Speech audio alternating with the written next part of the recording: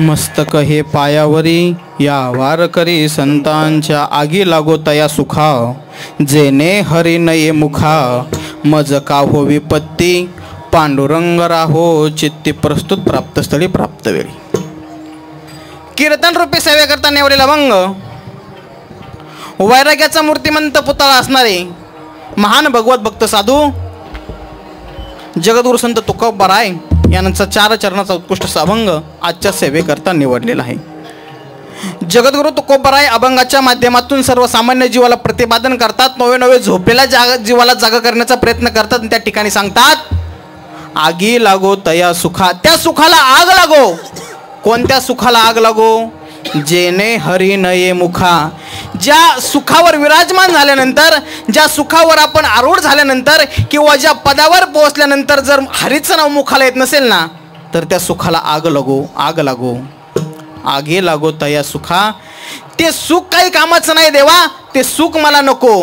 ते सुख जर मला भेटल्यानंतर, ते सुख जर मला प्राप्त झालं आणि तुझं नाव येत नसेल ना देवा, तर ते सुख मला नकोय। त्या सुखाला आग लागो, आगी लागो तया सुखा, जेने हरी नये मुखा, मज का हो विपत्ती। विपत्ती म्हणजे संकट, आपत्ती।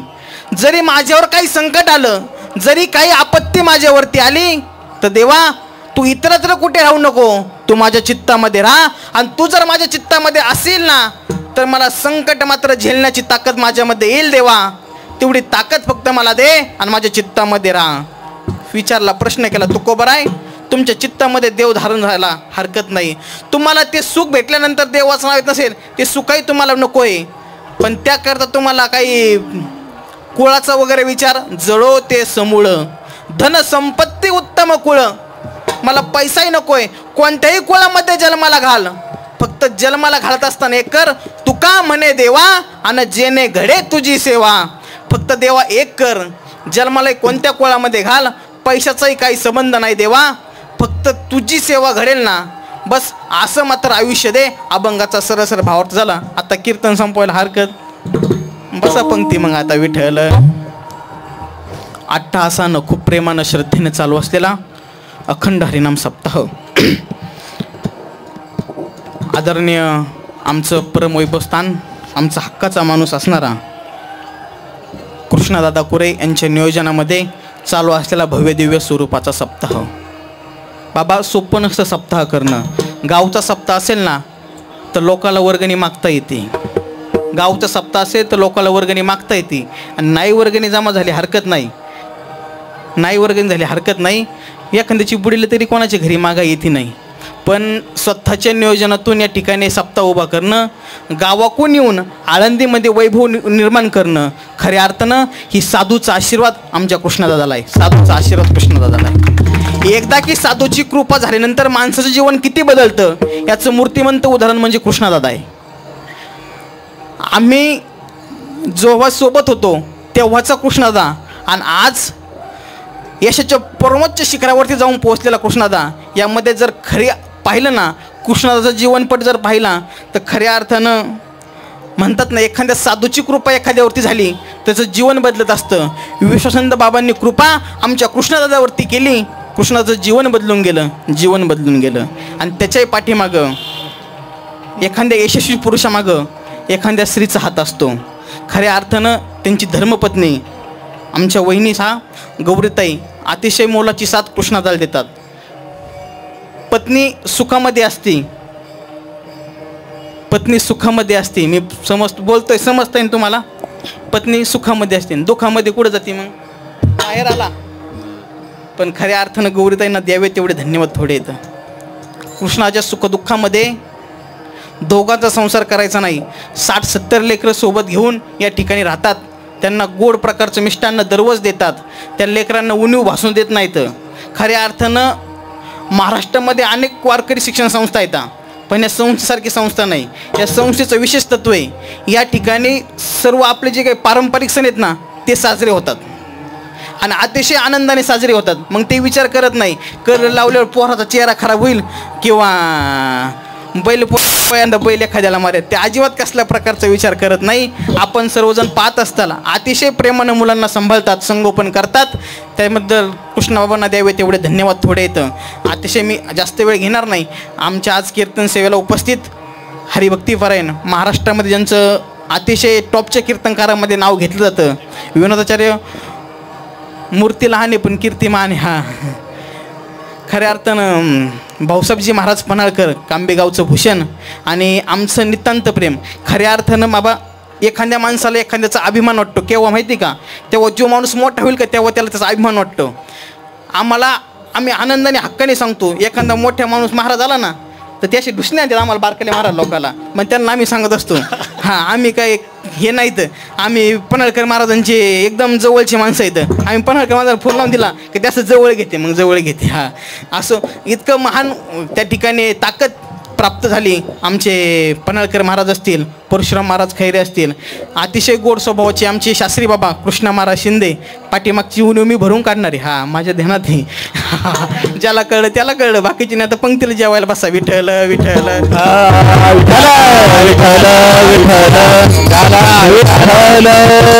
आठ तासाने चालू असलेला सप्ताह आणि सप्ताहात दुसऱ्या दिवसाची सेवा माझ्यासारख्या पामराच्या वाटेला आली हे माझं भाग्य समजतो. भाग्य याकरता समजतो, आळंदीसारख्या ठिकाणी कीर्तन करणं याला खूप पुण्याई लागते आणि ती पुण्याई आज कृष्णदांच्या रूपाने आमची फळाला आली असं म्हणलं तरी काही हरकत नाही. खऱ्या अर्थानं द्यावे तेवढे धन्यवाद थोडे. गुणीजन गायक मंडळी, आदरणीय जाधव महाराज असतील, आमचे सोहम महाराज मगर असतील, आदरणीय महाराज मामा असतील, अतिशय प्रेमाने त्या ठिकाणी अतिशय सर्व कृष्ण महाराजावरती प्रेम करणारे तुम्ही सर्व सज्जन श्रोतेजन, आमचे मामा असतील सर्व. आता सर्वांची नावं मला माहिती आहे, पण सर्वांचं नाम उल्लेख करत बसलो तर अभंगाचा भाव त्या ठिकाणी राहू जाईल. म्हणून सर्वांच्या चरणावरती मस्तक ठेवतो, सर्वांना नाक घासून प्रणाम करतो आणि माझ्या अभंगावरती येतो. विठ्ठल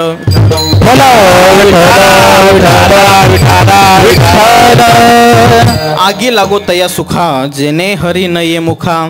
महाराज सांगतात त्या सुखाला आग लागो, आग लागो, आग लागो. कोणत्या सुखाला आग लागो? त्या सुखावरती विराजमान झाल्यानंतर जर देवाचं नाव मुखाला येत नसेल ना माय, तर त्या सुखाला आग लागो, आग लागो. महाभारतातील युद्ध झालं, भयान युद्ध झालं महाभारतातील. जर महाभारतातील युद्ध झालं नसतं तर हस्तिनापुराच्या 3 वाटण्या झाल्या असत्या. 3 वाटण्या, एक पंडूराजाला वाटणी गेली असती, एक त्या आंधळ्या धृतराष्ट्राला वाटणी गेली असती आणि एक विदुर काकांना वाटणी गेली असती. पण कर्मधर्मसंयोगाने महाभारताचं युद्ध झालं.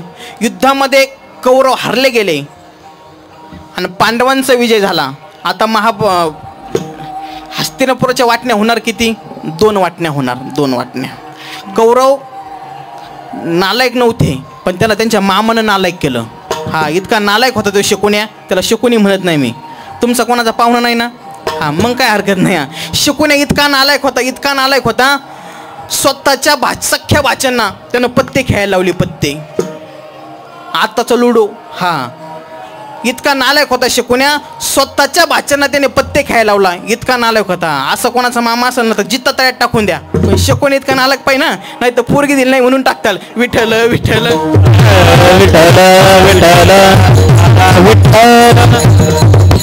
इतका नालायक शकुनी होता, इतका नालायक. गांधार देशाचा राजा होता तो, पण बहिणीच्या घरची येऊन आयती तुकडे खाऊ लागला. बाबा घरामध्ये बिनकामाचा माणूस ठेवता कामा नाही, ते खूप धोकादायक असतं. हां, घरामध्ये बिनकामाचा माणूस खूप धोकादायक असतं. ज्या बाईचा नवरा जिवंत आहे ना तिनं माहेराला 1-2 दिवस राहावा, लय भावाची अडचण असेल तर 8-10 दिवस राहावा, पण तिकडं नवरा उपाशी येऊन इकडं महाराजाच्या पहिल्या पंक्तीला जरी बसली तरी काय हरकत, तरी काय उपयोग नाही बाबा. हां, ज्या बाईचा नवरा जिवंत आहे ना तिनं आपलं सासरलाच राहायला पाहिजे. रामायणाचं युद्ध झालं त्या तुटलेल्या नाकाची मुळे झालं, काही काम नव्हतं. खूप मायावी राक्षसाची पत्नी होती ती तुटलेल्या नाकाची. 80,000 बायका होत्या रावणाला, तरी म्हणले दादा मला एक वहिनी. हां, 80,000 भाऊजाई होते तिला, तरी भागलं नाही. रामायणाच्या युद्धाला सामोरं. बिनकामाची माणसं घरात ठेवता कामा नाही. 3 वाटण्या होणार होत्या पण 2 वाटण्या झाल्या. धर्मराज अर्जुनजी सगळेजण बसले होते. बसल्यानंतर धर्मराजाने सांगितलं, अरे अर्जुना आपण विदुर काकांना भेटायला जाऊ. विदुर काकांना भेटण्याकरता 5 भाऊ निघाल्यानंतर गेल्यानंतर विदुर काकांना आणि काकीला प्रणाम केला. काकीने सांगितलं, राजसाहेब आलात बसा. पुतण्या होता तरी आवाजावं बोलत होती, कारण की राजगादीवरती बसले होते, त्यांचा मान होता. हस्तिनापुराची गादी छोटी नव्हती, अख्ख्या भारताची गादीमध्ये हस्तिनापुराची गादी होती. प्रणाम केला. काकांना सांगितलं, काका आज तुमचं आमचं बरोबर आहे, तुमचं आमचं आज ठीक आहे, कालांतराने आम्ही राहणार नाही तुम्ही राहणार नाही.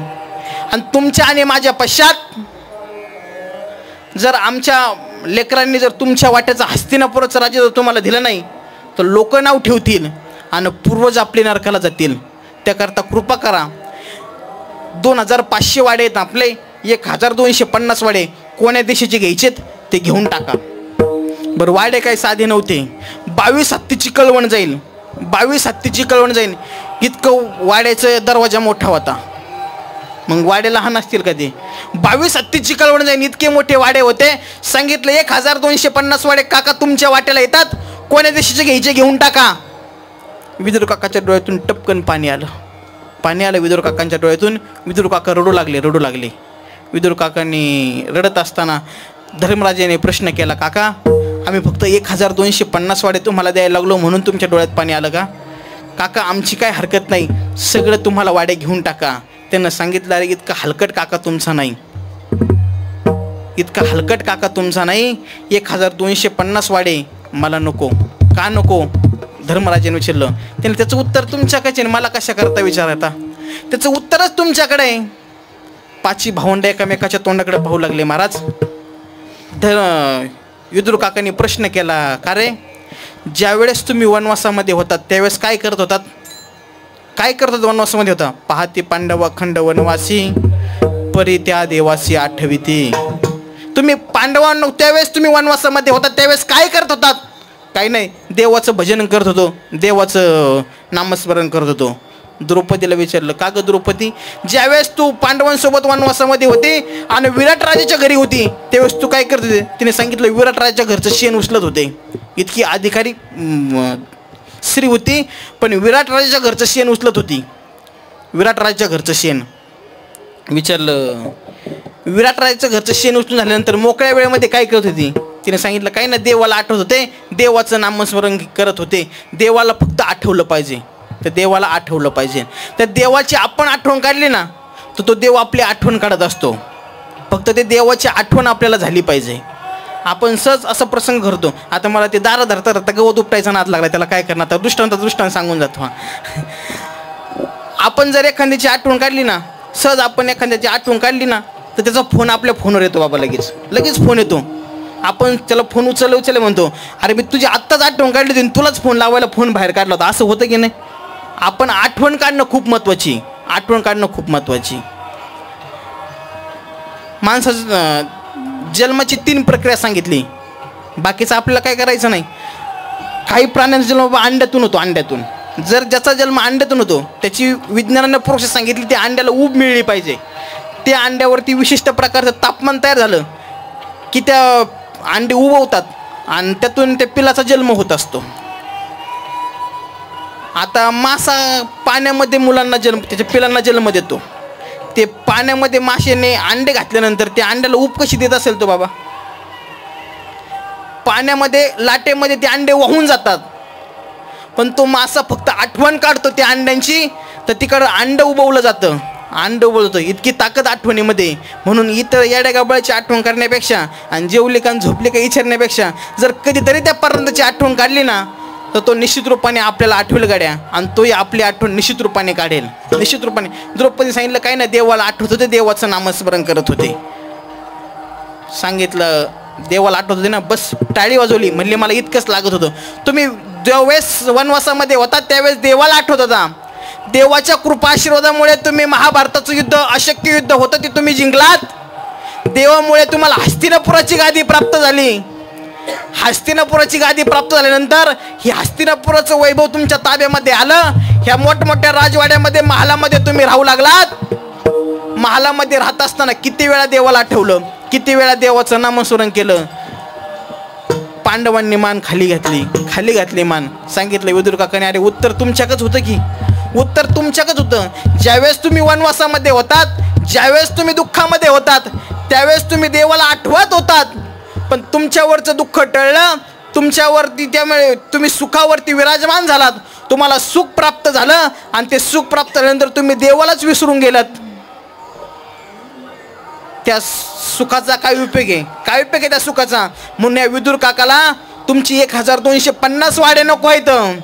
धर्मराजा, लोक काही म्हणतील मला हरकत नाही, मला लोकांशी घेणं देणं नाही, पण ते तुमच्या जर 1250 वाड्यामध्ये आलो, त्या सुखावरती जर विराजमान झालो आणि देवाचं नाव जर माझ्या मुखाला आलं नाही तर मला अधोगतीला जावं लागेल.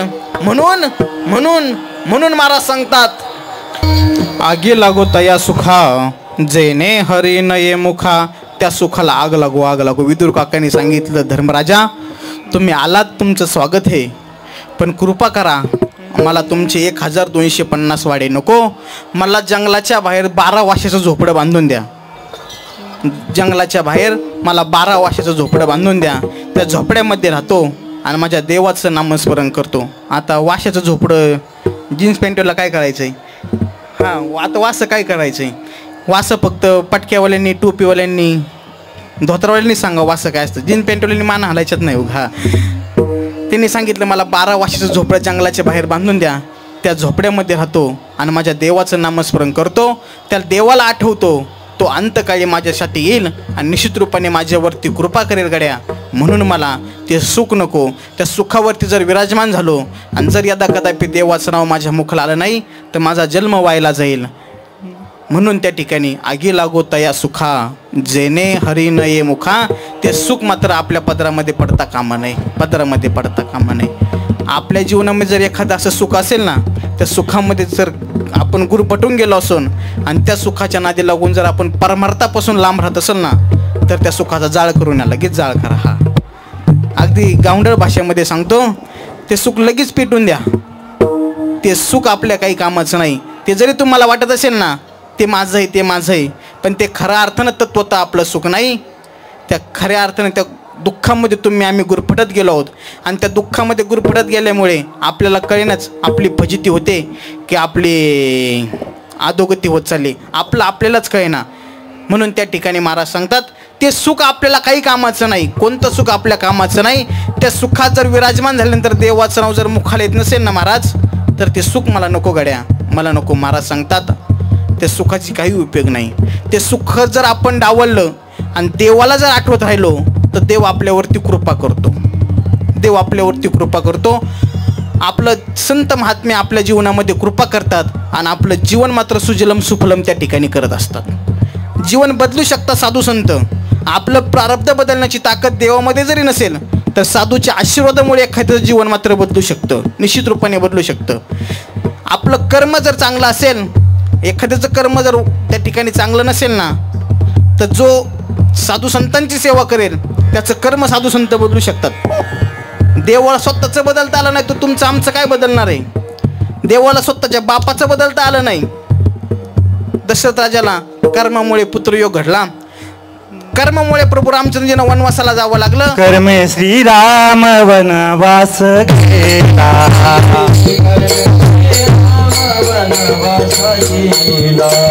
कर्मे दशरथ वियोगे मेला,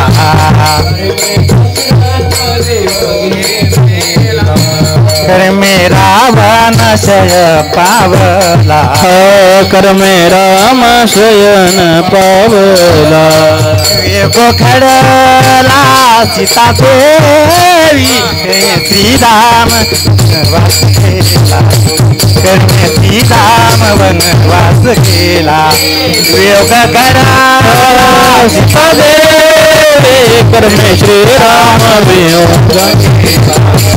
कर्मे श्रीराम वनवास गेला.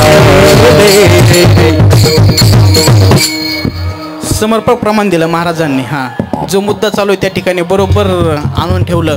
सीतादेवीला वनवास घडला कर्मामुळे, रामप्रभूला वनवासाला जावं लागलं कर्मामुळे.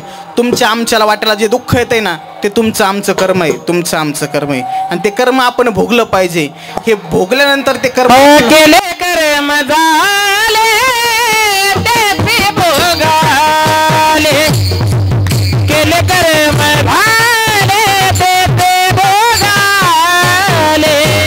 केले कर्म झाले त्याची भोगाले, केले कर्म झाले त्याची भोगाले, बदले गेले ते बदले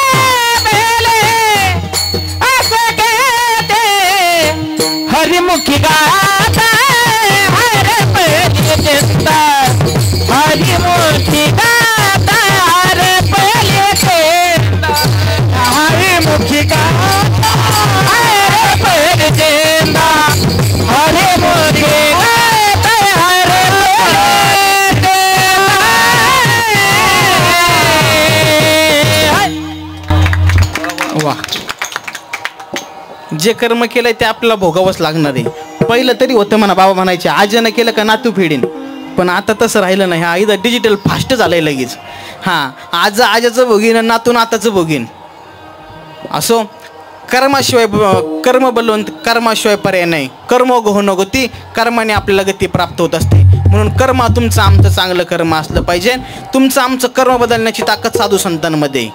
नाथबाबांची पहिल्यापासूनची परंपरा होती, भानदास महाराजांची पासून परंपरा होती, महिन्याची पंढरीची वारी करायची, महिन्याची पंढरीची वारी करायची.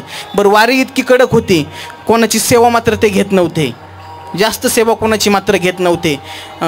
भानदास महाराज वारी करत होते, देवापाशी गेले, देवळाच्या रावळात गेले का विठ्ठलनं मात्र आपली मान खाली घालावी.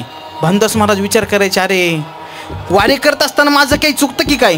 आल्यानंतर भगवान परत सगळ्यांना दर्शन देतो आणि मी मात्र त्या ठिकाणी दर्शन करता गेलो की देव लगेच मान खाली घालतो. देवाला विचारायचे, देवा अरे काय माझ्याकडून चुकतंय का? तू का मान खाली घालतोस, का मान खाली घालतोस? पण देव काही बोलत नव्हते, देव काही बोलत नव्हते. महिन्याची परंपरा होती, वारीला जायचे, पैठण ते पंढरपूर दर महिन्याची वारी करायची. एक दिवस वारी करत असताना पाऊस काळाचे दिवस होते, दिवस मावळतीला जाणार, पाऊस येऊ लागला. म्हणून भानदास महाराज एका सज्जन ग्रस्ताच्या घरी मुक्काम करता गेल्यानंतर हात जोडले आणि विचारलं, आजच्या दिवस मला संध्याकाळपर्यंत तुमच्या घरामध्ये आश्रय द्या, कोरभर भाकर होईल इतकं कोरडं पीठ शिदा द्या, मी माझ्या हातानं माझी भाकर बनवतो, माझा स्वयंपाक करतो, मी जेवतो आणि तुमच्या घरामध्ये फक्त आश्रय घेतो, सकाळी उठून जातो. ते सज्जन ग्रस्त होता, तो म्हणला, आम्ही त्या ठिकाणी पंढरीचे वारकरी आहोत, अगदी पंढरपूर आमच्या जवळ आहे, बाबा तुम्ही काळजी करू नका, आम्ही तुमची सेवा करतो. भानदास महाराज त्यांची कोणी सेवा स्वीकारून घेतली नाही, स्वतःच्या हातानं स्वतःचं जेवण बनवलं, जेवण केलं आणि नाथबाबा आता आथुरणावरती पडणार इतक्यात ते दोघं पती पत्नी आले आणि भानदास महाराजांची पाय चिपू लागले. भानदास महाराज सांगितलं, असं करू नका, पाय चिपू दिले नाही. ते म्हणले, इतका मोठा सज्जन महात्मा आपल्या घरी आलाय, 2 मिनटं कोण नाही यांच्यासोबत संगत जरी घडली तरी ते आपलं जीवन मात्र सुजलम सुपलम होऊन जाईल, म्हणून त्यांच्यासोबत संवाद साधू लागले, त्यांच्याशी बोलू लागले. ते दाम्पत्य पती पत्नी भानदास महाराजांची खूप बोलले आणि बोलता बोलता ह्या सुवासिनीला खूप बरोबर आपलं साधून घेत असतात. हां, ती बोलता बोलता सुवासिनीबाई म्हणली, भानदास बाबा आम्ही पंढरपूरला जातो, देवाचंही दर्शन घेतो, आम्ही त्या ठिकाणी गळ्यामध्ये पवित्र तुळशीची माळे एकादशीचं व्रत धरतो, पण आमच्या नशिबी अजून मूलबाळ नाही, तेवढा कृपा आशीर्वाद काहीतरी आमच्या जीवनामध्ये करा. भानदास महाराज बोलता बोलता अनावधानानं सांगितलं, काळजी करू नका, तुम्हाला होईल मुलगा, बस असं म्हणले. असं म्हणल्यानंतर सकाळी आपल्या ठरल्याप्रमाणे उठले आणि उठल्यानंतर आवरून दरमजल करत करत करत पंढरपुरामध्ये गेले, चंद्रभागेचं स्नान केलं, त्या ठिकाणी रावळामध्ये गेले आणि रावळामध्ये गेल्यानंतर विठ्ठल भगवंताचं दर्शन घ्यायला लागले ना. माय आत्तापर्यंत इतिहास होता देव खाली मान घालायचा, आज देवानं ताटमानेने भानदास महाराजांकडे पाहिलं. भानदास महाराजांना पुन्हा प्रश्न आला, बाबा इथं गंमत आहे, आत्तापर्यंत देव मान खाली घालत होता तरी ना भानदास महाराजांना प्रश्न होता, देव मान का खाली घालतो, आणि आज देवानं ताटमानेने पाहिलं तरी भानदास महाराजांना प्रश्न पडला, अरे देवानं माझ्याकडे ताटमानेने का पाहिलं? पाया पडले आणि पाया पडल्यानंतर देवाला विचारलं, देवा आज तुला सांगावं लागेल गाड्या, आत्तापर्यंत तू मान खाली घालत होता, आज ताटमानेने तू माझ्याकडे का पाहिलं? देवा तुला सांगावं लागेल, नाही तर मी तुझ्या रावळातून जाणार नाही. देवाला काळजी पडली. देवानं सांगितलं, भानदासा तू कालच्या घरी मुक्कामाला राहिला ना, त्यांना तू आशीर्वाद दिला, तुम्हाला मूलबाळ होईल. त्यांचं मी प्रारब्ध पाहिलं, त्यांच्या नशिबामध्ये मूलबाळच नव्हतं, त्यांच्या नशिबात मूलबाळच नव्हतं, पण तुझा शब्द खरा करण्याकरता तुझं आत्तापर्यंत वाऱ्याचं पुण्य मला तुझं खर्ची करावं लागलंय आणि ते पुण्याच्या बदल्यात त्यांना मला मूलबाळ द्यावं लागलंय. मला काळजी पडली, एका दिवसात 3 आशीर्वाद देणाऱ्या महाराज लोकांचं काय होत असेल? विठ्ठल विठ्ठल लग्नात आशीर्वाद देणाऱ्या महाराज लोकांची काय फजिती होत असेल? साधूमध्ये ताकद आहे, संतांमध्ये ताकद आहे. त्या दाम्पत्याच्या नशिबामध्ये मूलबाळ नव्हतं, अगदी 2 मिनिटं संतांची संगत घडली, 2 मिनिटांमध्ये संतांची संगत घडली तर त्यांचं जीवन मात्र बदलून गेलं. तुमच्या आमच्या जीवनामध्ये जर तसा आमूलाग्र बदल घडून यायचा असेल ना, आपल्या जीवनामध्ये आपण 3 सोहळे नक्की केले पाहिजे. माझ्या माऊलीचा समाधी सोहळा केला पाहिजे, आषाढीला आपण पंढरपूरला गेलो पाहिजे, आणि ज्यावेळेस माझी माऊली आळंदीहून पंढरपूरला जातात ना, त्या एक वेळेस मात्र आपण माऊलींच्या दर्शनाकरता आलं पाहिजे गड्या. तुमचं माझं जीवन मात्र सार्थकी लागेल. विठ्ठल विठ्ठल. ही ताकद या भूमीची आहे, ही ताकद संतांची आहे, ही ताकद नामस्मरणाची. साधू संतांनी काय केलं दुसरं? बरं काही केलं नाही. त्यांनी देवाशिवाय मात्र कोणाला आठवलं नाही. त्या देवाला सतत आपल्या चित्तामध्ये धारण केलं. त्या देवाला आठवण्याचा प्रयत्न केला. त्या देवावर इतकी भक्ती केली, इतकी भक्ती केली, त्या भक्तीचं रूपांतर प्रेमामध्ये झालं. आणि देवाला जे काम ओंगाळवाने कामं देवानं संतांच्या घरचे केले. संतांच्या घरचे कामं तुम्ही आम्ही करू शकत नाही, इतक्या खालच्या दर्जाची कामं संतांनी केले. माफी मागून बोलतो, बाळंतपण करणं याच्यापेक्षा खालच्या दर्जाचं काम कोणतं नसेल गाड्या. एखादी स्त्री बाळंतन झाल्यानंतर तिच्या हाताखाली जी स्त्री असते का, 12वी 5वी झाल्यानंतर तिच्या हातातील बांगड्या फोडून टाकतात का? वैसवानी वास येतो. हां, त्या बांगड्याचं वैसवानी वास येतो म्हणून त्या बांगड्या फोडून टाकतात. इतकं खालच्या दर्जाचं काम माझ्या देवानं संतांच्या घरचं केलं. इतकी ताकद नामस्मरणामध्ये. तुमचं आमचं इतकं खालच्या दर्जाचं काम नको करू देवा, पण कमीत कमी तुमच्या माझ्या संकटाला धावून येईल इतकी तरी भक्ती करा, इतकी तरी भक्ती करा. ती भक्ती जर केली तर ती निश्चित रूपाने तुमच्या आमच्या कामी येणारे गाड्या, निश्चित रूपाने तुमच्या आमच्या कामी येणारे. ज्याच्या सत्याने विश्व चालता माय त्याला देव म्हणतात. तो देव माझ्या नाथबाबांच्या घरी 36 वर्ष कावडीनं पाणी वाहत होता. 36 वर्ष कावडीने पाणी वाहत होता. किती ताकद असेल नाथबाबांची, किती भक्ती असेल नाथबाबांची, किती भक्ती असेल. भक्तीचं टोक म्हणजे नाथबाबा होते, भक्तीचं टोक म्हणजे माऊली होते, आणि भक्तीचं टोक म्हणजे तुकोबराय होते. इतकी भक्ती होती, इतकी भक्ती. नाथबाबांच्या घरी देवानं कावडीनं पाणी वाहू. ते का तुमच्या आमच्या घरचं जारचं कावडीने पाणी जागर चक्र पाणी वाहे, कावडीने पाणी जागर चक्र पाणी वाहे. अनन्य भक्ती भावे निरवंदित पाये, अनन्य भक्ती भावे निरवंदित पाये. नामदेव कीर्तन करी देवनाथ पांडुरंग, नामदेव कीर्तन करी पुढे देवनाथ, कीर्तन करी पुढे देवनाथ पांडुरंग, नामदेव कीर्तन करी देव पुढे नाचे पांडुरंग. लेट पण थेट आहे. हा, नामदेव नाथबाबांच्या घरी 36 वर्ष कावडीनं पाणी वाहत होतं. ते का तुमच्या आमच्या घरचं पाणी वाहत नव्हते जारने. हा, नाथबाबांच्या घरची पाणी वाहण्याची पद्धत खूप वेगळी होती. अंगातील कपडा काढून टाकायचा, सदरा काढून टाकायचा, पंचाच्या आच्यागोच्या खावायच्या, बिन पायाचं वाळवंटावून पाणी आणायचं आणि नाथबाबाच्या घरचा रांजण भरायचा. एक दिवस नाथबाबांच्या घरचं पाणी संपलं. नाथबाबांच्या धर्मपत्नीने सांगितलं, श्रीखंड्या घरामध्ये पाणी नाही, पाणी आण. चैत्र महिन्याचं ऊन होतं, दुपारचं ऊन होतं. तो श्रीखंड्यानं कावड आपल्या खांद्यावरती घेतली आणि नाथबाबांच्या घरचं पाणी आणण्याकरता गेला. आल्यानंतर त्या रांजणामध्ये पाणी टाकलं आणि पाणी टाकल्यानंतर श्रीखंड्या त्या ठिकाणी पलीकडे बसलेला होता. पलीकडे बसले नाथबाबांची धर्मपत्नी गेली आणि गेल्यानंतर पाहिलं तर श्रीखंड्याच्या पायाला हरभर एवढे फोड आलेले होते, हरभर एवढे फोड. त्याच्या डोळ्यातून टचकन पाणी आलं. विचारलं, श्रीखंड्या माफ कर, किती काम करतोस रे श्रीखंड्या, किती काम करतोस? 36 वर्ष किती काम करतोस, किती काम करतोस? माफ कर, मला तुला त्रास द्यायचा नव्हता श्रीखंड्या, मला त्रास द्यायचा नव्हता. डोळ्यातून पाणी वाहू लागलं, पाणी वाहू लागलं. त्यांच्या घरामध्ये ज्योतिषशास्त्र संपन्न असणारा एक माणूस आला होता. त्याला पाणी दिलं. पाणी दिल्यानंतर इकडं रडण्याचा आवाज आला. म्हणून नाथबाबांनी सांगितलं, तुम्ही 2 मिनटं बसा, मी आतमध्ये जाऊन येतो. नाथबाबा त्या ठिकाणी आले. आल्यानंतर म्हणले, काय झालं? देव मनातल्या मनात म्हणला, काही नाही, माझं पाप उदय आलं, मला जावं लागतंय, मला जावं लागतंय. त्या ठिकाणी ते ज्योतिषशास्त्रामध्ये पारंगत असणारा व्यक्ती होता ना, तो आला. आल्यानंतर त्यानं सांगू लागला, नाथबाबा हा सामान्य कोणी नाही, नाथबाबा हा जगाचा मालक, विश्वाचा मालक, ज्याच्या सत्याने विश्व चालतं त्याला देव म्हणतात. आणि अखिलकोट ब्रह्मांड नायक जगताचा पालनहार करणारा भगवान पंढरीश पांडुरंग तुमच्या घरी इतका अधिकार तुमचा.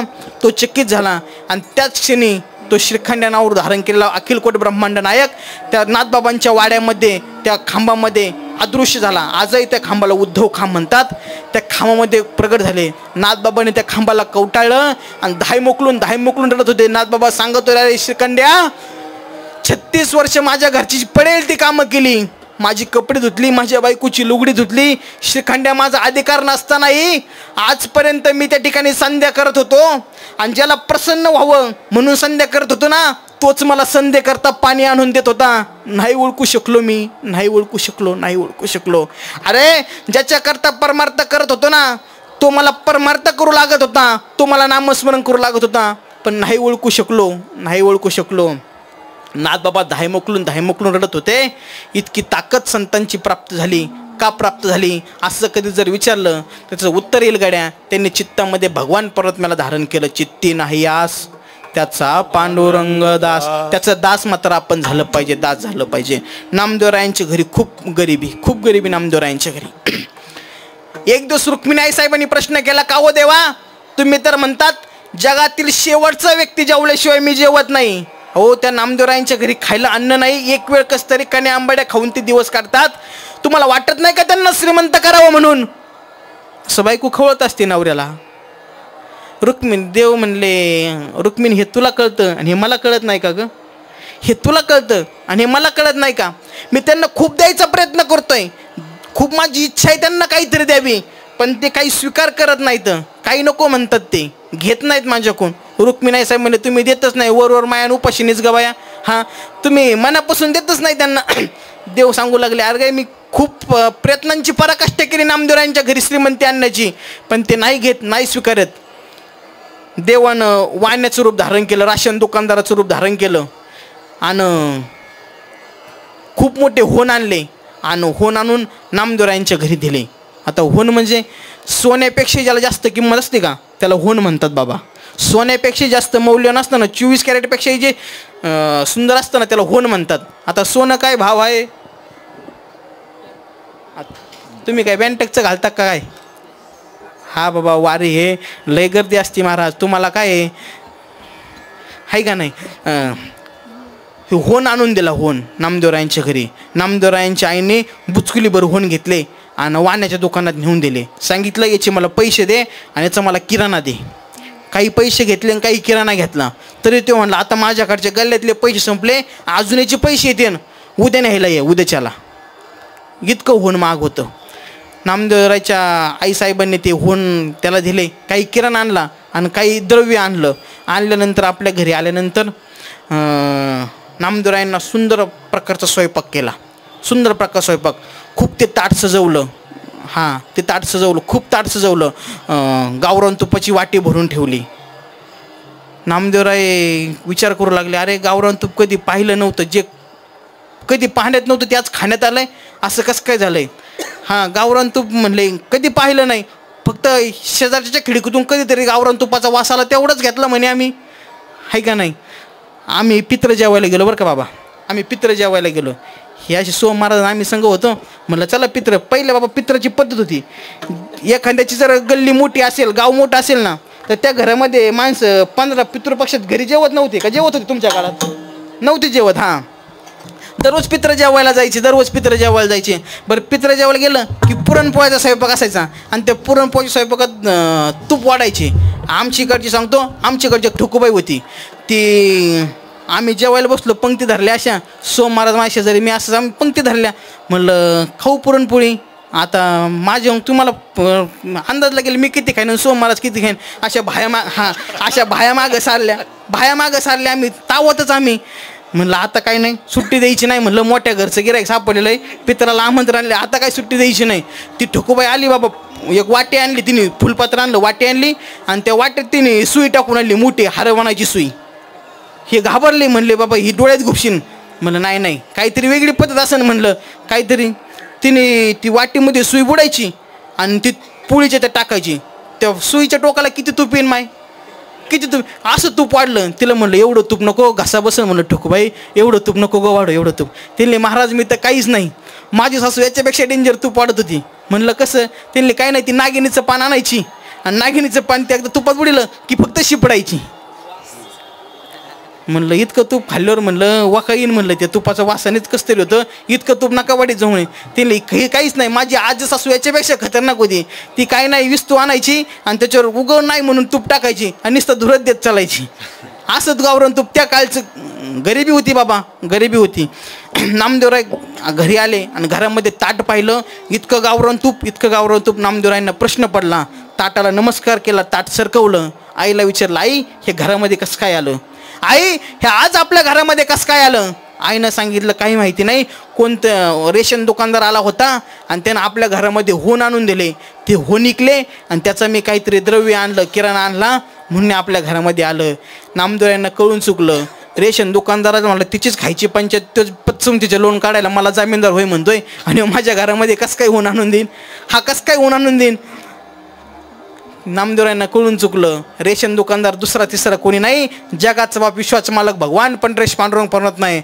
तो नामदेवरायांनी आपल्या घरातील थाळी आणली. अशी थाळी वाजवली, सगळ्या गावकऱ्यांना गोळा केलं आणि होण जे घेतलं होतं ना, जेवढं होण तेवढं सगळं होण वाटून टाकलं. चित्ती नाही आस त्याचा पांडुरंग दास.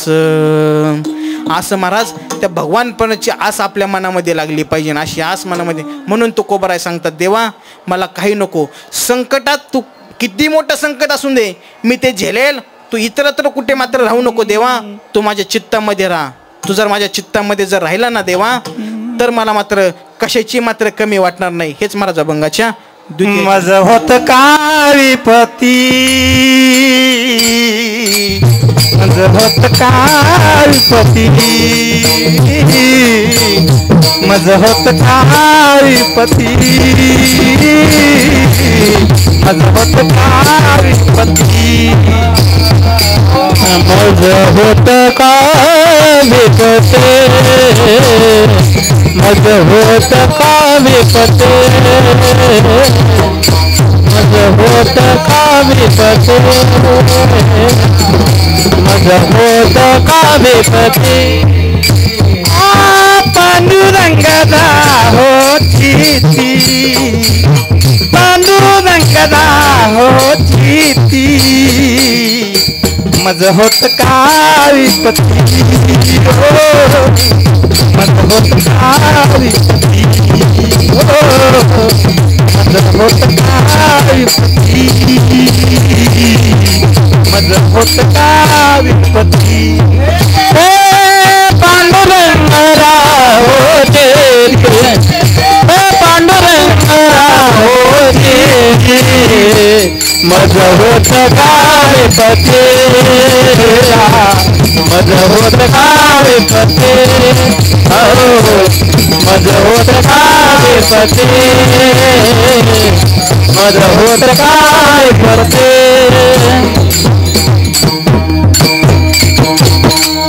मज होत का विपत्ती, पांडुरंग राहो चित्ती. तो पांडुरंग परमात्मा तुमच्या आमच्या चित्तामध्ये राहायला पाहिजे.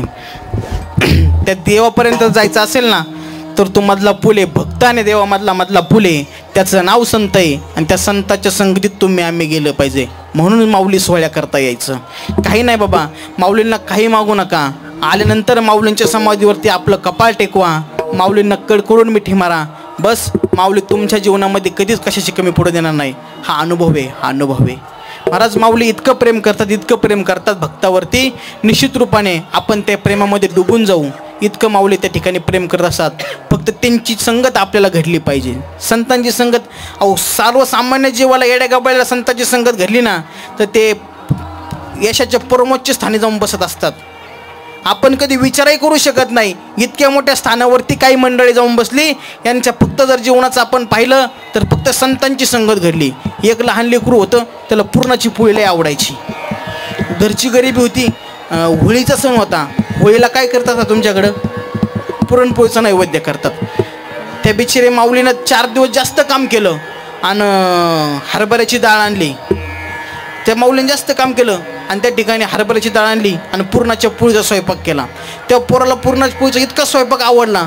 तो म्हणला, आई हे काय होतं? ते याला पुरणपोळी म्हणतात बाळा. तो म्हणला, आई अशी दररोज का करत नाही? ती म्हणली, अरे आज करायची होती तर 5 दिवस जास्त काम केलं, तेव्हा कुठे पुरणाची पोळी तुला खाऊ घातली आणि दररोज कुठे खाऊ घालू, दररोज कुठे खाऊ घालू?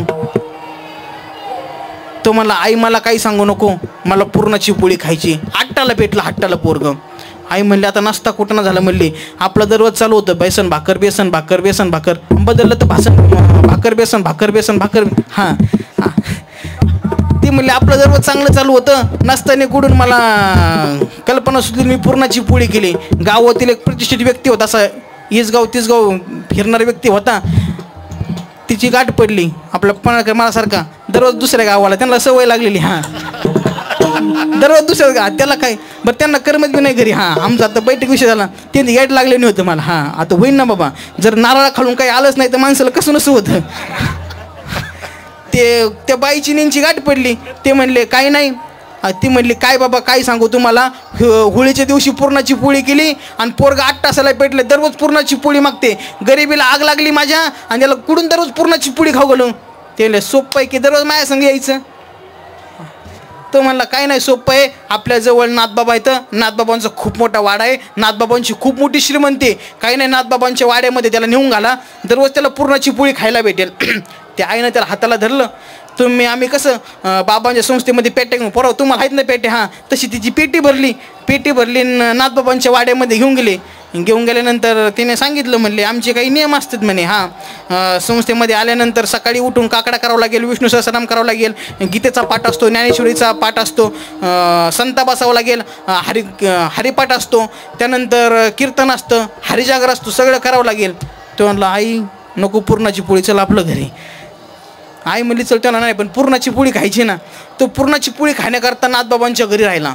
तो म्हणला दुसरं काहीच काम करत नव्हता, फक्त खाया आणि झोप्या, हां खाया आणि सोया एवढंच तिने काम केलं फक्त. 6 महिन्यांनी इतका धडगोष्ट झाला. तिची आई त्याला भेटायला तर आईला ढुसणी देऊन गेला, तरी आईला मेळ लागला नाही आपलं पोरगं आहे म्हणून.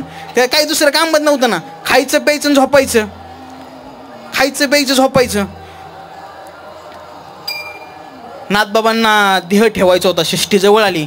नाथबाबांनी सांगितलं आता राहिलेलं रामायण कसं. लोकांनी प्रश्न केला नाथबाबा अहो तुम्ही देह ठेवायचं म्हणता आणि रामायण तर अजून अपूर्ण ग्रंथ राहिलाय, अपूर्ण ग्रंथ ठेवू नका, समाजावरती उपकार करा. संतांचं काम आहे ते समाजावरती उपकार करणं आणि ते काम तुम्ही अपूर्ण ठेवू नका नाथबाबा, हा ग्रंथ मात्र पूर्ण करा. त्यांनी काळजी करू नका, हा ग्रंथ पूर्ण होईल. मी काय माझा एखादा शिष्य या ठिकाणी हा ग्रंथ पूर्ण करून टाकेल. नाथबाबांनी सांगितल्यानंतर जे काही दररोज शाने पोर होते का ते आपले मान उंचावून उभं राहिले. नाथबाबा कोणाचं नाव घेते, तो अधिकार कोणाला प्राप्त होतो, तो अधिकार कोणाला प्राप्त होतोय. आवाज दिला, कळेल तुम्हाला तो मुलगा कोण होता. गावहून आवाज होतो ना, कुठे पुरणाची पोळी. ते आता पुरणाची पोळी नाही, आता काय खायच्या नादी लागू नको, ह्या ठिकाणी बस आणि हा राहिलेला ग्रंथ पूर्ण कर. किती जरी मोठा प्रचंड पंडित आला तरी तो सांगू शकत नाही नाथबाबा लिहिलेलं रामायण कोणतं आहे आणि त्या गावबाने लिहिलेलं रामायण कोणतं आहे. बस फक्त संगतीचा परिणाम आहे. खऱ्या अर्थानं मी तर मानेल गाड्या आळंदीच्या लोकांना तुम्हाला कायम माऊलींची संगत प्राप्त होत असते, कायम माऊलीची संगत प्राप्त होत असते. तुमच्यासारखा भाग्यवान माणूस कोणी नाही. काय सांगू आता संतांचे उपकार मरण निरंतर जागविती. त्या माऊलींची इतकी उपकार येतं आणि त्या माऊलींच्या उपकारामुळेच खऱ्या अर्थानं आळंदीच्या लोकांचं जीवन खूप सुजलम सुफलम आहे. का सुजलम सुफलम आहे, लोक काय कीर्तन करायला चांगलं म्हणतात का बाबा. आता आपण अशा गाड्या घेऊन हिंडतो, असे चांगले कपडे. हां तुम्ही माझ्या बघा ना, इकडे यायचं म्हणून इस्त्री करून आलो मी. बायकोला 2 दिवस झोपू दिलं नाही, म्हणलं पोराला मी सांभाळतो पण तू शर्टाला इस्त्री कर चांगली. हां असे चांगले इस्त्रीचे कपडे बघितले, असे धोतरं बघितले, महार लोकांच्या गाड्या बघितल्या म्हणजे सगळ्यांना बरं वाटतं का. आमच्या मुळं तर लई उठलेले असतात. आमच्या मुख्यमंत्र्याला पर नको की कळू सोडून लई मीडियावाल्यांनी तर. हां इंदुरकर बाबा आपल्या लोकांचे मुख्यमंत्री इथं आणि त्यांना पर नको पळो की कळो करून सोडलंय. असे बघितलं लोक सगळ्यांना चांगलं वाटतं बाबा, आजच चांगलं वाटत नाही. पण त्या लोकांना मी कायम सांगत असतो, अरे आम्ही इतकं आईशी आरामात राहत असतो याचं कारण एक आहे, आमचा बाप श्रीमंत आहे. आणि ज्याचा बाप श्रीमंत असतो का त्याचं पोरगं भिकारी कसं निघेल, त्याचं पोरगंही श्रीमंत असेल. आमच्या बापाच्या दारामध्ये सोन्याचं झाड आहे, जयाची अंगी सोन्याचा पिंपळ, जयाची द्वारी सोन्याचा पिंपळ, अंगी आयुष्य बळ रेडा बोले. ज्याच्या दारामध्ये सोन्याचा पिंपळ आहे तो आमचा बाप आहे आणि त्याच्या आम्ही लेकर आहोत. मग आम्ही गरीब कसे असणार. आम्ही गरीब. संतांची ताकद आहे, पण ज्याला ओळखता येईल त्याला ओळखता येईल गड्या. म्हणून त्या संतांच्या संगतीत आम्ही गेलं पाहिजे. आणि एकदा की संतांच्या संगतीमध्ये गेलं की मग कोणत्याही कुळाचा विचार केला जात नाही, कोणत्याही पदाचा विचार केला जात नाही आणि किती पैसा असला तरी काही घेणं देणं नाही. फक्त त्या देवाचं नामस्मरण तुमच्या आमच्या मुखाला आलं पाहिजे. म्हणून एकदा प्रेमानं देवाचं भजन करू. विठोबा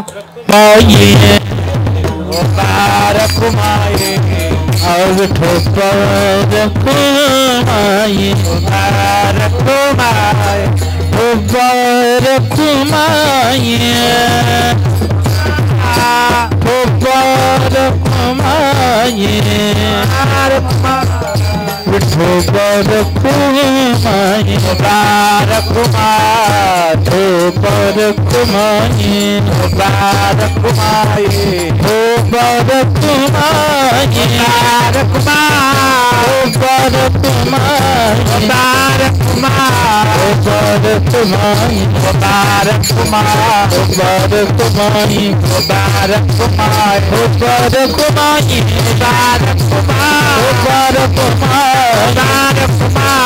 गोबर कुमाई बार कुमार गोबर कुमार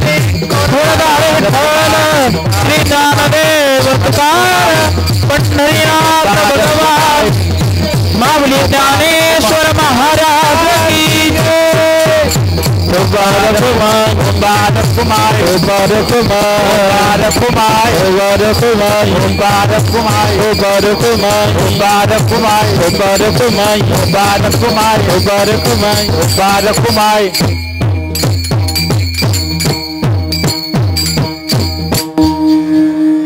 धावत्या गवत या अभंगाचा आपण भावार्थ पाहण्याचा प्रयत्न केला. आपला वेळ समाप्त होत आलेला आहे. लहान लहान मुलं इथं सर्वांना भुका लागलेल्या आहेत. अगदी आपला जास्त वेळ घेत नाही. अगदी अजून आपण 1 तासभर कीर्तन करू आणि लगेच मग जेवायला आहे का नाही. म्हणावं काय महाराज आम्ही जेवणाकरता आलो आहे, आता उगं कीर्तनाला बसायचं म्हणून तर होतंय म्हणून इथं बसलो आहे, नाही तर आम्ही काय लगेच तिकडे पंक्ती धरले आहे का नाही. असा भाव नाही. सर्वांचा त्या ठिकाणी भाव आहे आणि कृष्ण महाराजावरती प्रेम आहे म्हणून आपण सगळे 8 तासानं या ठिकाणी येतात. राहायला काही जागा नाही का बाबा, राहायला कितीतरी ठिकाणी जागा आहे, पण आपण कृष्णाबाबावरती प्रेम आहे म्हणून या ठिकाणी येतो, गुण्या गोविंदाने राहतो या ठिकाणी. मग काहीतरी केलं पाहिजे. आपण इतका मोठा भव्य दिव्य स्वरूपाचा सप्ताह करतो. खऱ्या अर्थानं द्यावे तेवढे धन्यवाद थोडे येतं. म्हणून महाराज सांगतात आगी लागोता या सुखा जेने हरिनये मुखा मज का हो विपत्ती पांडुरंग राहो चित्ती देवा. तू माझ्या चित्तामध्ये राहा, मला दुसरं तिसरं काही नको. तू जर माझ्या चित्तामध्ये असेल तर मला कसल्याही प्रकारचा त्रास होणार नाही. म्हणून तू माझ्या चित्तामध्ये काय कर तर राहा. पण आपल्या चित्तामध्ये दुसरंच गबाळ भरलंय बाबा. आपल्या चित्तामध्ये देव राहत नाही. याचं कारण आहे बहुत सुकृताची जोडी आणि म्हणूनही विठ्ठली आवडे. जर पूर्व पुण्य असेल तरच देवाचं नाव आपल्या मुखाला येतं, नाही तर कोणाच्याही मुखाला देवाचं नाव येत नाही. आता बसलेल्या मंडळींनी सगळ्यांनी समजून जायचं, ज्याला देव अधिक प्रमाणात आवडतो का त्यानं समजायचं माझं पूर्व पुण्य काहीतरी असेल म्हणून मला देव आवडतो. पण ज्याला टाळ वाजलो पखवा वाजलो डोकं दुखाली होतं का त्यानं समजायचं माझ्यासारखा पापी माणूस कोणी नाही गाड्या. जर पूर्व पुण्य असेल तर आपल्याला देव आवडतो आणि जर पूर्व पुण्य नसेल ना तर मात्र देव आवडत नाही. म्हणून त्या देवाचं नामस्मरण तुमच्या आमच्या मुखाला आलं पाहिजे आणि तेच आपल्यासोबत येणार आहे. दुसरं आपल्यासोबत मात्र काही येणार नाही गाड्या. म्हणून त्या देवाचं नामस्मरण करा, त्याला मात्र दुःख लागू देऊ नका आणि संसारामध्ये जास्त गुरफट बसू नका. आजा गेला पंजामेला बाप म्हसना गेला आणि देखत देखत नातू पण तोही तैसा झाला. हा अनादिकालापासून चालत आलेला संसार आहे. हा कुणी केला नाही, सगळ्यांनी केला. हा कोणाला चुकलाय, कोणालाही चुकला नाही. पण संसारामध्ये असताना संसारी असावे आसोनी नसावे. संसारामध्ये असताना आपण संसारात आसून नसल्यासारखं असलं पाहिजे. पक्षी अंगणी उतरती ते का गुंतवणीया राहते तैसे असावे संसारे जोवरी प्राचीनाची दोरी. दारामध्ये धान्य टाकलेलं असतं, माई चिमणी ते टिप टिप टिप 2-3 दाणे टिपते आणि भुरकर उडून जाते. त्याच जागेवर तुम्ही आम्ही असतो तर खोऱ्याने खुरपीने आपण लोकांची मान करतो. आपल्याला इतकी आशा लागलेली आणि आशेमुळे मात्र लोकांचं वाईट होतं गाड्या. म्हणून मात्र जास्त संसाराच्या नादी लागू नका. परमार्थ करा, संसार करा. पण संसार करत असताना त्याला परमार्थाची झालर असेल तर तुमचा संसार मात्र निश्चित रूपाने सुखाचा होईल. यामध्ये तीळ मात्रही शंका नाही, तीळ मात्रही शंका नाही. म्हणून त्या देवाचं नामस्मरण आपण केलं. विठ्ठल विठ्ठल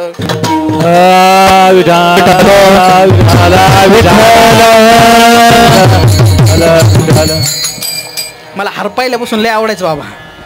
हा तो काढूच वाटत नव्हता मला. हा बाबा लग्नाच्या आधी मला हार लय आवडायचा.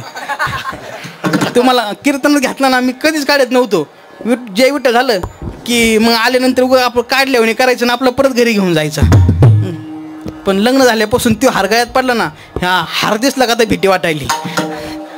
हार दिसला की भीती वाटाय. हा अवघड आहे बाबा. संसार काय सोप्पा आहे का? संसार सोप्पा नाही गाड्या. हां आता ते हारप गेलं तरी भीती वाटायला लागली. तवा नसता घातला तर बरं झालं असतं. हे ज्याचं झालं नाही ना त्याला वाटतं माझं कधी होईल, माझं कधी होईल. पण होत नाही ना तवरच बरं आहे बाबा. झाल्यावर तुम्ही जसं झालं आहे त्याला विचारा. हां दररोज खपक्याची खपक्या पाकिट आणतात पण तरी भागत हा ज्याला समजणे लोक इशारा काफी आहे का नाही बाबा. अवघड आहे संसार का सोप. मी आता पाठीमाग आम्ही आळंदीला आलतो ना, आल्यानंतर चांगले चांगले कापड नेले, कृष्णाबाला नेलं. त्यांना जरा चांगलं पारख आहे, तिथे कायम साड्या घ्यायला जात असतात. त्यांना कापड जरा फरक आहे. त्यांना घेऊन गेलो मी. म्हटलं मला कापडं घेऊन दे जरा चांगली. कापडं घेऊन गेलो मी. ही त्यांनीच घेतलेलं कापड आहे. घरी गेल्यानंतर आमचीला जरा कापड आवडलं. ती म्हणली कसं आणलं. आता ही होतं 1000 रुपयाचं, पण मी शाईने काढली. म्हणलं काही नाही 350 रुपयाला भेटलं. त्यांनी काही नाही हे जरा 350 माझ्या भावाला देते. कितीला बुच्छन पडलं. संसार इतका अवघड आहे बाबा. संसार सोप्पा नाही. संसार इतका अवघड आहे. सहज आम्ही आता दिवाळीचा सण झाला. आमची धर्मपत्नी म्हणली काही नाही मला साडी घ्यायची चांगली, चला साडी घ्यायला. हट्ट पुरवं लागते बाबा. ती आपल्याला नाही मागणार, कोणाला मागणार. तिचं आईबाप सोडून आली ती. तिचं हट्ट पुरवणं आपलं कामच आहे. हां तिचे स्टोरी ठेवणं आपलं कामच आहे. हाय का नाही. दुसऱ्याच्या स्टोऱ्या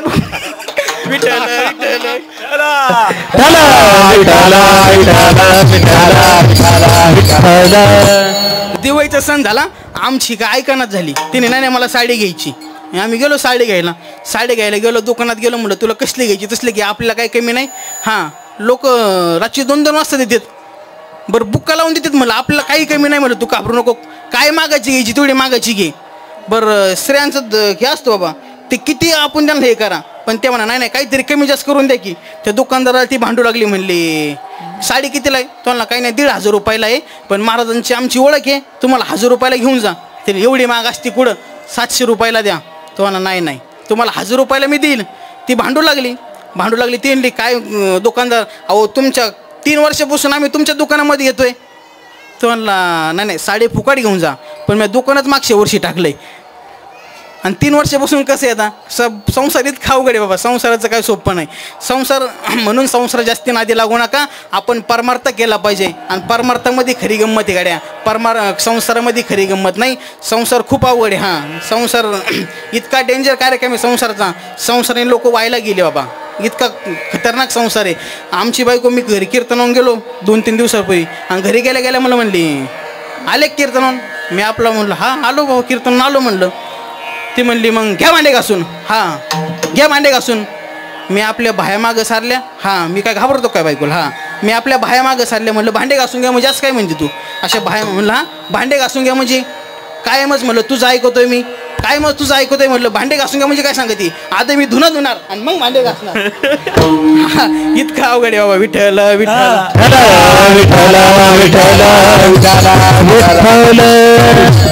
असो विनोदाचा भाग सोडून द्या. माझं इतकं इचकलेला बाजार नाही. असं इतका इचकलेला बाजार असतं तर मी कवळून नाशिकला गेलो असतो. बम बोले. हां माझ्या घेऊन मी उगं तुमचं सांगायलोय. माझं इतकं इचकलेला बाजार नाही. म्हणून महाराज सांगतात आगी लागोता या सुखा जेने हरी नये मुखा मज का हो विपत्ती पांडुरंग राहो चित्ती. त्या सुखाला आग लागू द्या. कोणत्या सुखाला. जे सुखावरती विराजमान झाल्यानंतर देवाचं नाव येत नसेल ना माय ते सुख तुमच्या जीवनामध्ये येऊन काही उपयोग नाही. म्हणून असं सुख आपल्या जीवनामध्ये येऊ नये अशी मात्र माऊलींकडे प्रार्थना करा. आणि निश्चित रूपाने तुमचं जीवन सुजलम सुफलम करून घ्या. निश्चित रूपाने कधी या भागामध्ये आलात तर निश्चित रूपाने कृष्णदादांच्या संस्थेवरती येत जा. त्यांच्यावरती प्रेम करत जा. तुमचं प्रेम असं त्यांच्यावरती राहू द्या. बाबा तीर्थाच्या दिलेलं अन्यक्षेत्रे कृतम पापम तीर्थक्षेत्रे विनश्यती तीर्थक्षेत्रे कृतम पापम वज्रलेपे भविष्यती असं एक सुभाषित आहे. अन्य ठिकाणी केलेलं पाप तीर्थ ठिकाणी आल्यानंतर ते नाहीसं होत असतं, मिटून जात असतं.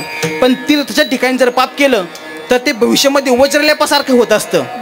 मग याचा जर आपण उलटा भाव केला तर अन्य ठिकाणी केलेला दान धर्म असेल तर त्याचं पुण्य जर आपल्याला 1 पट 2 पट लागत असेल तर तीर्थाच्या ठिकाणी केलेलं दान धर्माचं त्या ठिकाणी आपल्याला पुण्य किती लागेल त्याची मात्र गणना करता येणार नाही. म्हणून या ठिकाणी अट्टाच चालू आहे, सप्ताह चालू आहे. यामध्ये फुलाची पाकळी म्हणून मदत करा.